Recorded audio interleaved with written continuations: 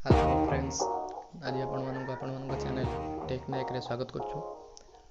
सांग माने आमे समस्ते फोन रे व्हाट्सएप, फेसबुक, यूट्यूब एमती विभिन्न प्रकार एप्लिकेशन चलाऊ, किंतु हमको एमती समय आसे जेतेबेले कि हमको दुई दुईटी एप्लिकेशन एका संगे फोन व्यवहार करने को पड़े। जमीती कि हम जो यूट्यूब रे एजुकेशनल वीडियो देखु था से आमको कैलकुलेटर व्यवहार करने को पड़े एवं जितेबाला आम व्हाट्सएप रे कौन प्रकार चैटिंग करता आमको किसी अलग एप्लिकेशन किसी डाटा सेव थाए ऑन करा पड़े, किंतु आम एका संगे से ऑन कर पारुना। किंतु आज आपण मानक एमती किसी ट्रिक नहीं आसु जहाँ माध्यम आपण मैंने एका सांगरे दुई दुईटी एप्लिकेशन को व्यवहार करेंगे।